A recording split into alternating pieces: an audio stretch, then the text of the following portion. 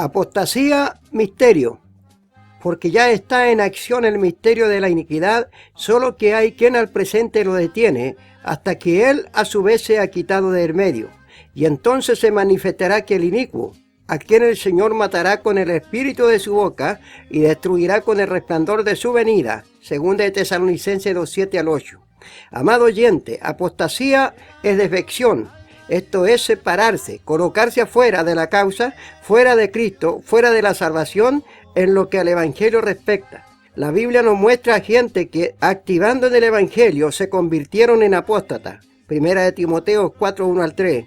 Como Himeneo y Alejandro, a quienes el apóstol tuvo que entregarlos a Satanás para que dejaran de blasfemar. Primera de Timoteo 1:19 al 20. El apóstol Pablo advierte del riesgo, del peligro y lo irrevocable que es para un verdadero cristiano caer en apostasía.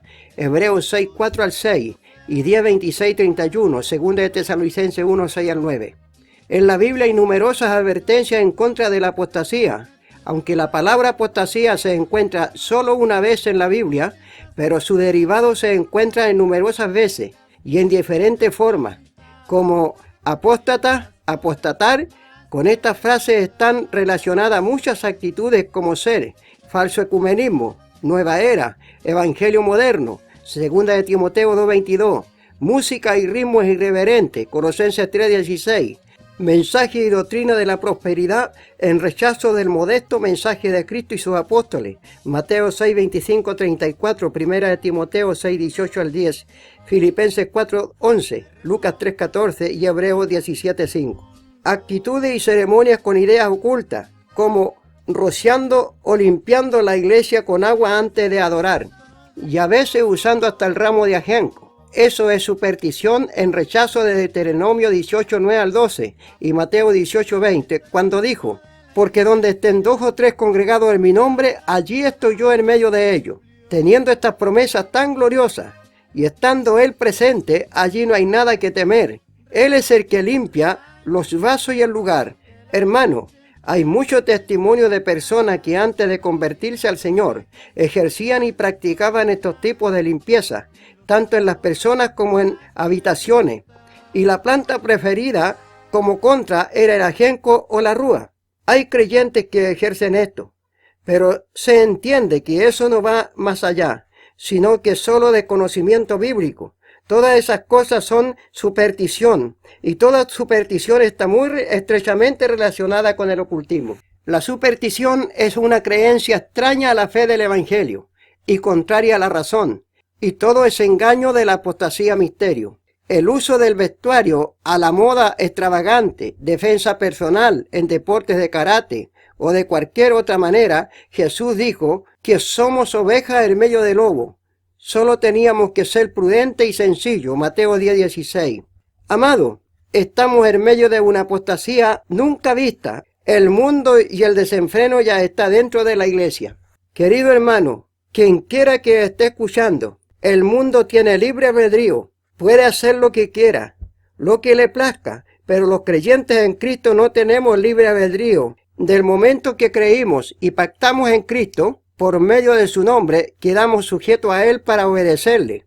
Pablo enseña así, leemos como sigue: ¿no sabéis que si os sometéis a alguien como esclavo para obedecerle, sois esclavo de aquel a quien obedecéis, sea del pecado para muerte o sea de la obediencia para justicia? Romanos 6:16. Y otra vez: porque a vosotros os es concedido a causa de Cristo, no solo que creáis en Él, sino que también padezcáis por Él. Filipenses 1:29.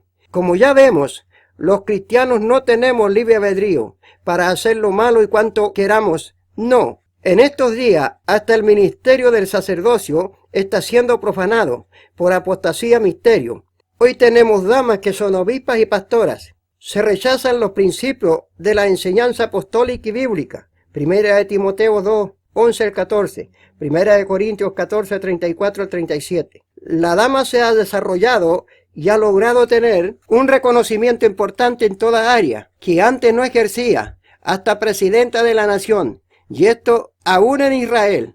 ¿Por qué no? Todos estos argumentos son buenos y ciertos, Pero también es cierto que bíblicamente hablando nunca encontramos una dama ministrando el sacerdocio, arónico o apostólico, exceptuando el sacerdocio pagano de Babilonia. Semerame, la esposa de Nimrod, después de la muerte de su esposo, tomó ella el cargo de sacerdotisa suprema. Sincretismo. Esta es otra de las actividades que ha propagado la apostasía a un ritmo espantoso.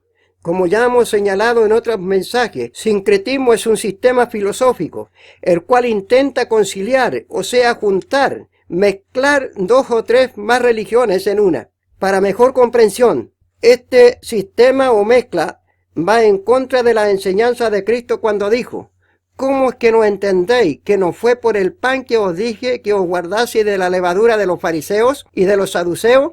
Entonces entendieron que no les había dicho que se guardasen de la levadura del pan, sino de la doctrina de los fariseos. Mateo 16, 11, 12. El apóstol corrigió a los Gálatas diciéndole: vosotros corríais bien, ¿qué nos estorbó para obedecer a la verdad? Esta persuasión no procede de aquel que os llamó. Un poco de levadura leuda toda la masa. Gálatas 5, 7 al 9. Amado hermano, nunca yo he estado de acuerdo con las mezclas. Pablo afirma diciendo: no os unáis en yugo desigual con los incrédulos, porque ¿qué compañerismo tiene la justicia con la injusticia? ¿Y qué comunión la luz con las tinieblas? 2 Corintios 6, 14, 16. El agua fría y el agua caliente en partes iguales hacen un tibio, una mezcla a la cual Dios vomita. Apocalipsis 3, 16.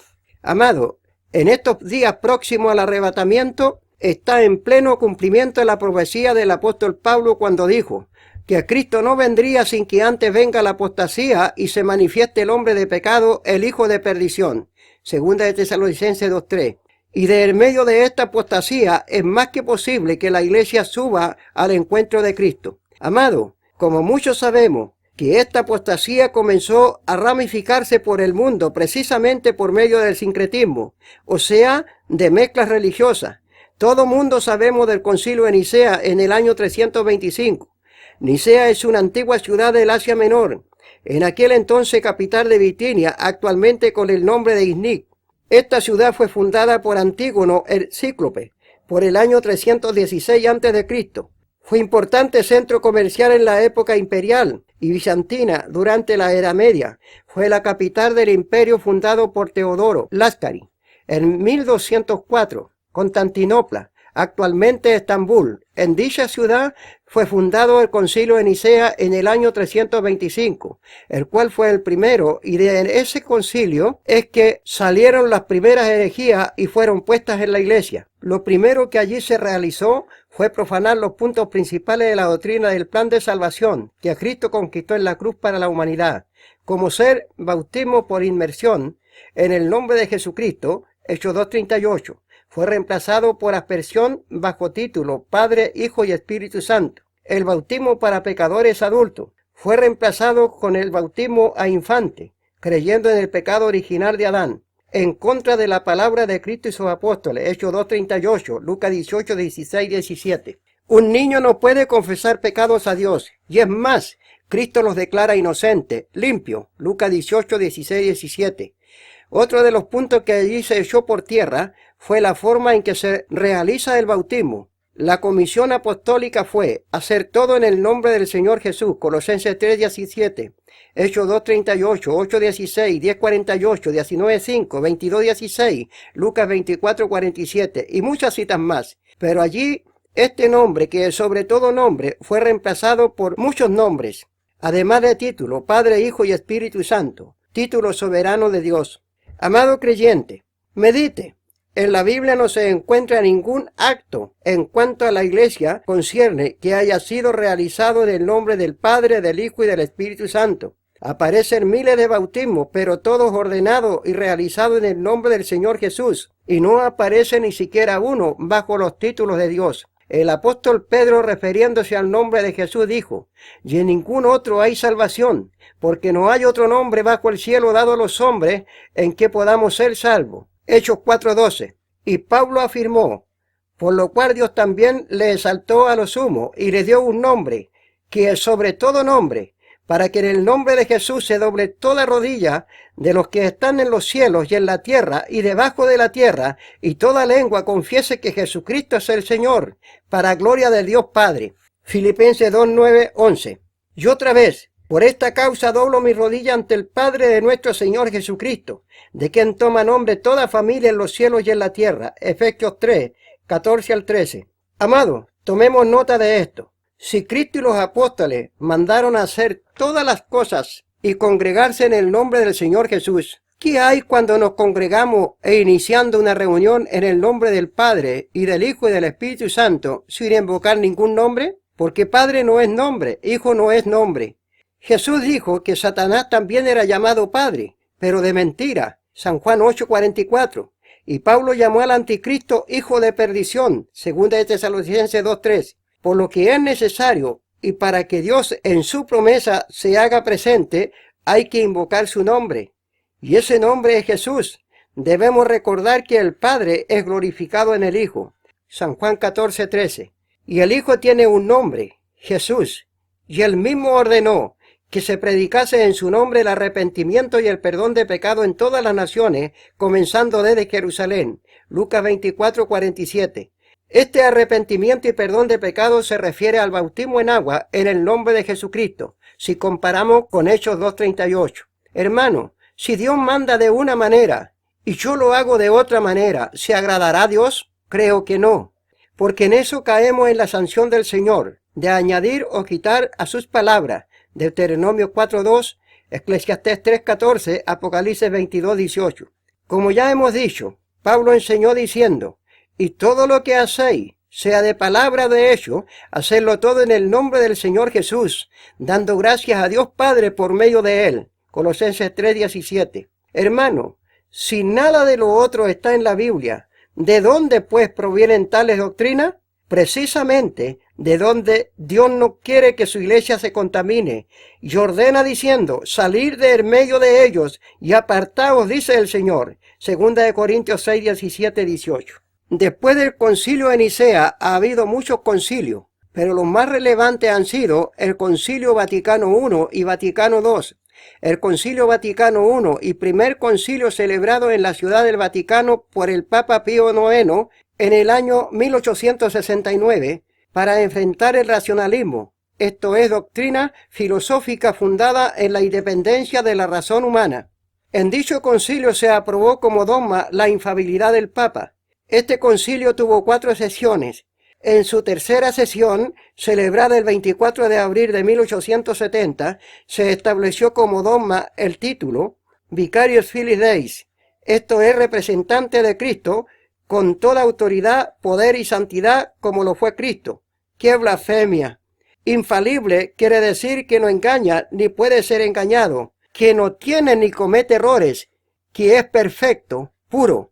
Amado hermano y oyente, grábese esto: en el universo entero solo Dios y su palabra son infalibles.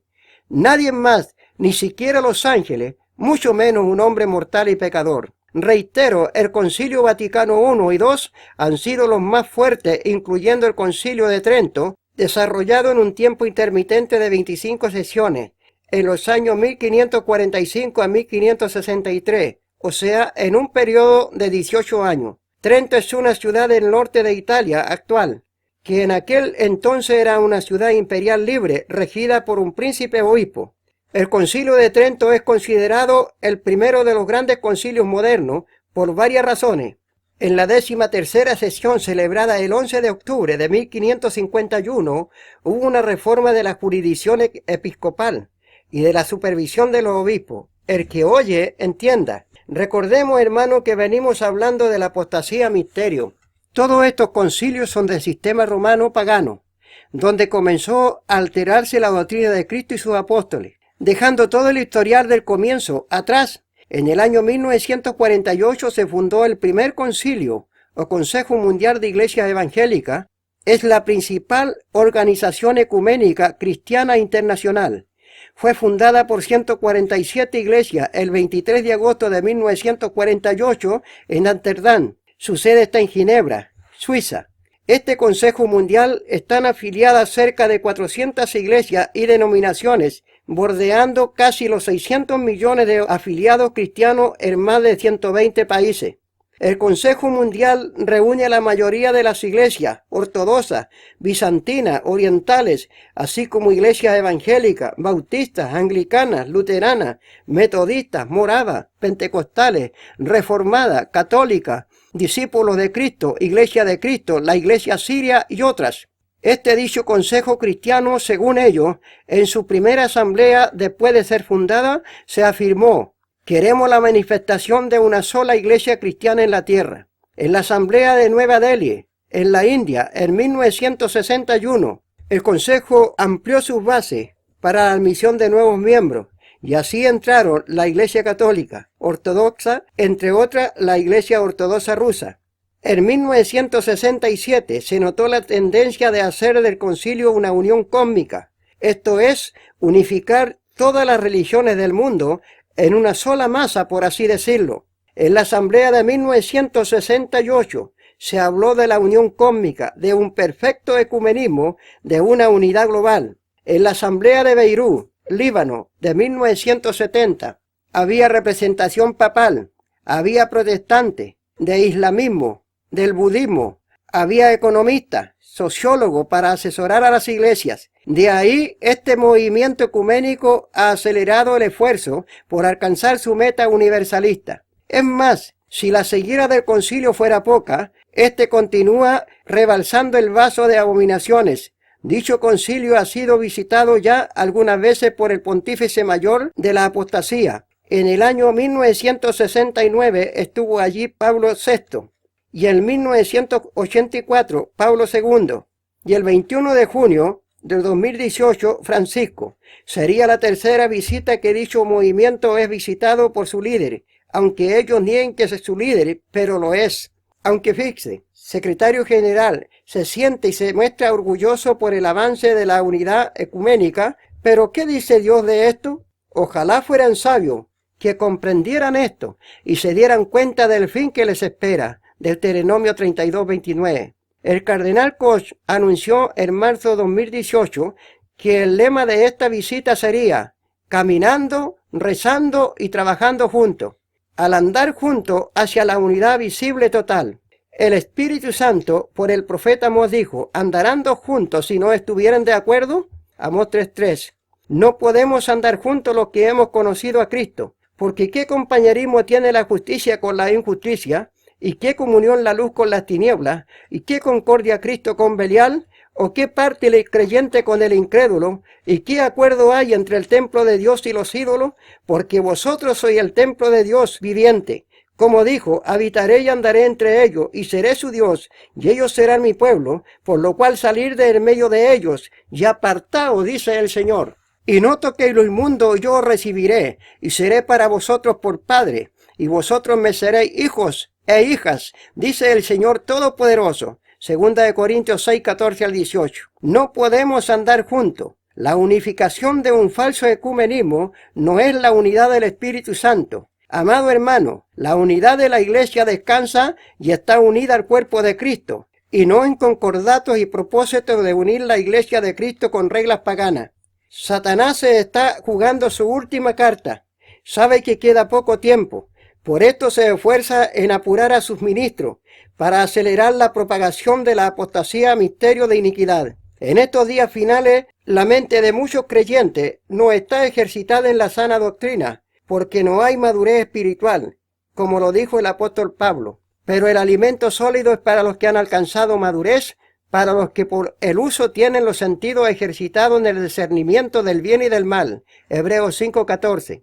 Hoy los evangelios modernos están empeñados solo en la música, en hacer fondos, viajes especiales, convivencias de comilona. Amado creyente, el tiempo es corto. Es hora de leer la Biblia, la cual revela los misterios del reino de los cielos. Es hora de que cada creyente busque y pida a Dios de ser sellado con Espíritu Santo, y que es la única manera de ser resucitado o de ser arrebatado por el Señor. Así lo enseñó Pablo y leemos como sigue. Y los que viven según la carne no pueden agradar a Dios. Mas vosotros no vivís según la carne, sino según el Espíritu. Si es que el Espíritu de Dios mora en vosotros. Y si alguno no tiene el Espíritu de Cristo, no es de él. Romanos 8, 8 al 9. Y otra vez, y si el Espíritu de aquel que levantó de los muertos a Jesús mora en vosotros, el que levantó de los muertos a Cristo Jesús vivificará también vuestros cuerpos mortales por su Espíritu que mora en vosotros. Romanos 8, 11. Estimado, hago una aclaración respecto al verso 8, cuando dice, los que viven según la carne. En esto se refiere a los que no han sido bautizados con Espíritu Santo todavía. Solo a eso se refiere.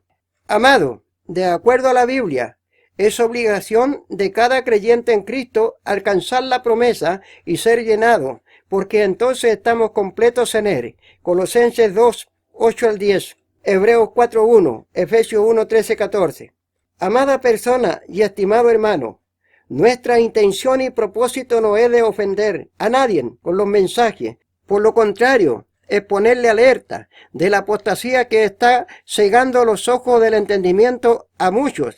Y es una de las señales que ya los juicios de Dios vienen a este mundo. Es posible que por el celo denominacional algunos se sientan ofendidos. Y por eso que citamos la Biblia en cada mensaje, para que todos se den cuenta que no es otra la intención, sino que usted escape por su vida. Génesis 19, 17. Hermano, esta apostasía es el antesala a la aparición del anticristo, y de en medio de esta apostasía la iglesia subirá. Cristo está en medio, Él es el que está mediando, Él es el mediador, Él será quitado del medio, juntamente con la iglesia, y entonces se manifestará al mundo el anticristo, el hombre de pecado, según de Tesalonicenses 2, 7 al 8. Amado, la apostasía de estos días es difícil de percibirla. Todo al parecer es natural, en todo parece ser lógico, en todo una igualdad de Dios, pero no es así. Solo por medio de la Biblia y la revelación del Espíritu Santo puede ser percibida y desenmascarada. Y por la misma falta de revelación, muchos creyentes están decayendo y confundidos a sí mismos, poniendo la Biblia en tela de juicio, diciendo, la Biblia está adulterada, que la Biblia no es confiable, que está mal traducida. Respecto a Dios y a la salvación, dichos argumentos harán nulo todo, porque sin Biblia no habrá juicio, no hay cielo, no hay infierno, no hay vida eterna, no hay Dios, Jesucristo no existió, no hay arrebatamiento, no hay vida después de la muerte, ni espíritu, ni ángeles, unos verdaderos saduceos. Hechos 23, 6, 8. Persona que oye, si usted es religioso y no ha conocido la verdad bíblica, le sugiero que medite, porque es su alma la que está en juego. Y si es creyente y está mezclado con adoradores de ídolos, escape ahora mismo, porque ambos caerán en los juicios a este mundo. Así está escrito, Apocalipsis 2, 20 al 23. Amigos, no podemos callar. Si nosotros calláramos, los incrédulos predicarían, pero ni a ellos oirán. Lucas 19, 39 al 40. Amigos, le invito a ponerse de pies delante del Señor ahora mismo. Comience a mirar y a preguntar por la senda antigua, cuál sea el buen camino, y andar por él, y hallaréis descanso para vuestras almas. Jeremías 6:16. Que Dios les bendiga. Oremos. Padre Celestial, en el nombre de Jesucristo pido a usted por las almas que han escuchado este mensaje, que usted, mi Señor, les conceda su bondad y los ojos del entendimiento de ellos sean abiertos y escapen de la horrible apostasía que hay en el mundo a causa de tanta mezcla doctrinal. Quiera usted tocar a tanto creyente que por ignorar su palabra también ignoran su salvación. Perdónelos. Sálvelos, Dios mío, lo pido en el nombre de nuestro gran Dios y Salvador Jesucristo. Amén. Profecías que Cristo nos dejó.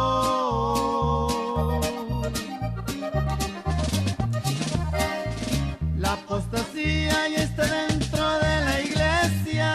Jesús nos habla, su palabra se cumplió.